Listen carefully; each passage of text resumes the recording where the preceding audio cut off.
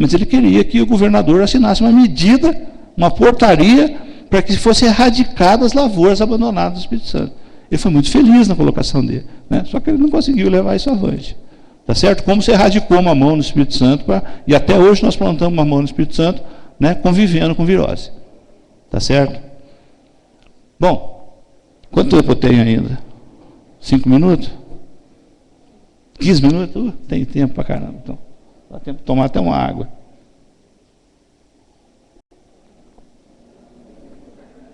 Bom, bicho mineiro é um problema sério em algumas regiões, né? E como eu falei, lá no Espírito Santo, para nós, a gente tem visto que na formação de lavoura, ele tem surgido com maior frequência, né? E nós agora estamos querendo ver realmente se ele tem problema realmente na formação de lavoura para nós, nas nossas condições de condução, tá certo? Então, o prejuízo que o bicho mineiro causa? Ele causa lesão, diminuição de fotossíntese, queda de folha, né? A nível de Brasil, ele pode ocorrer na época de inverno e seca, na região mais quente, tá certo? E pode ocorrer, né, principalmente nessa região, nesses meses em que há veranicos, que é janeiro, fevereiro, março, né? E se ocorrer em dezembro, veranico em dezembro, ele antecipa também a ocorrência dele, né? Causando algumas coisas aí que, se ele ocorre no meio do ano, diminui pegamento de fruto, tá certo? Diminui florado, diminui pegamento de fruto. Se ele ocorrer na época de final de ano, aumenta a queda de fruto e aumenta o chochamento, tá certo? Então essas são o que o bicho mineiro causa nas lavouras, né? Agora, o que a gente fala muito para o pessoal é o seguinte: para que o pessoal está plantando hoje? Graças a Deus, o Espírito Santo, nesse Renovar Arábica, a gente já nota, né, que existe uma evolução no número de plantas por hectare. Então, o adensamento já vem se tornando uma realidade, né? Infelizmente demorou muito, mas o adensamento vem se tornando uma realidade. Agora, uma lavoura adensada é uma lavoura que custa muito mais caro, né? Cada planta para ser formada, ela custa a mesma coisa, né, do que uma planta em 5.000 hectares, em 5.000 plantas por hectare, ela custa a mesma coisa do que uma planta em 1.300, 1.500, 2.000 plantas por hectare, né? Ela tem um custo individual de formação daquela muda, né? Então, ela custa, uma lavoura adensada, ela custa mais caro. Então, o que eu tenho que tomar cuidado nessa formação? Realmente, né, de desfolha, com ferrugem, com bicho mineiro. Tem que tomar cuidado.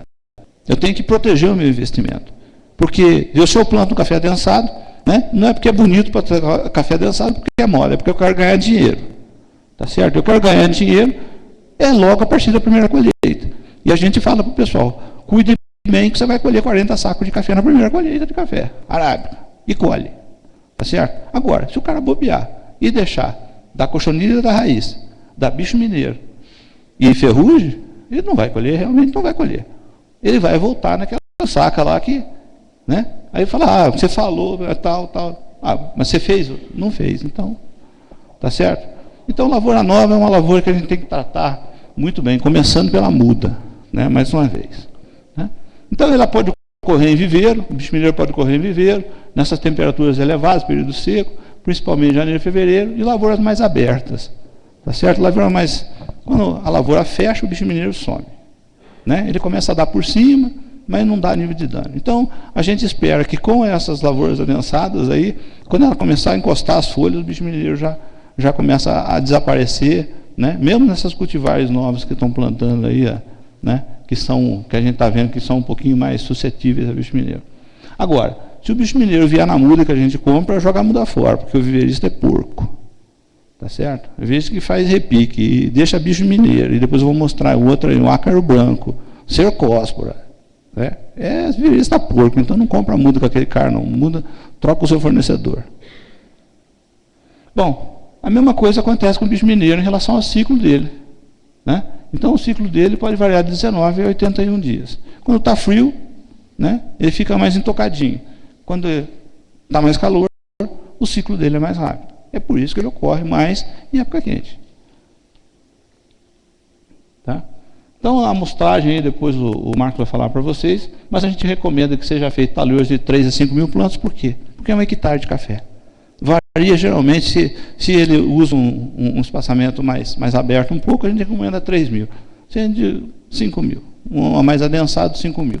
Né? Então, como ele tem 4,8 hectares, ele vai fazer 5 talhões na propriedade, mais ou menos 5 talhões na propriedade. Isso é muito rápido de ser mostrado, tanto para brócolis quanto para bicho mineiro. Né? E, aqui a amostragem, né? Na região média superior, terceiro, quarto par, né? Contar o número de folhas com lagartas vivas, mais ou menos 30 folhas com lagartas vivas, o nível de controle, né? E se aparecer em lavouras novas, realmente, né? Ou em viveiro, controlar onde tem reboleiro do bicho mineiro, porque essas pragas também não aparecem de forma generalizada, ela aparece sempre por reboleiro, né? E por focos. Tá? Outra espécie, vocês viram aí, recomendo que vocês conversem com o meu professor lá, o professor Tomo Massa, me deu uma aula agora sobre cigarro, mudei alguns conceitos que tinha em relação a cigarra do café, né? Só que a cigarra do café que ocorre no Espírito Santo não é a mesma que ocorre aqui em São Paulo, ali em São Paulo, né? Por felicidade nossa, tá? Porque a quesada, gigas, que é o que ocorre por aqui, ela é muito mais agressiva do que a nossa carineta matura e carineta fasciculata. Né? A quesada é uma bichona desse tamanho e a carineta é pequenininha assim. Então, o nível de controle delas provavelmente é diferente. Né? Então, as 30, 40 cigarras que são nível de controle aqui, a nossa provavelmente é a mais. Nós também não fazemos isso. Mas o interessante da cigarra, né, é que ela passa um período muito longo, ela passa um período muito longo no solo, né? E um período muito curto com o adulto. Né? O professor estava me falando que o ciclo dela no solo chega a 5 anos. Né?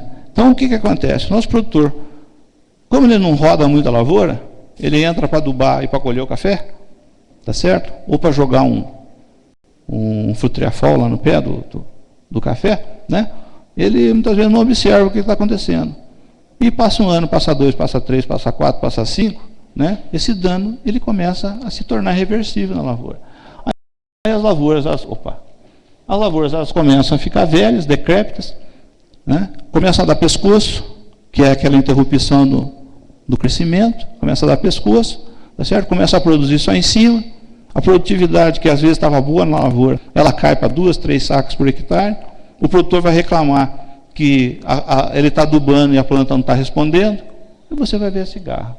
Né? Aí, o que eu faço para controlar a cigarra?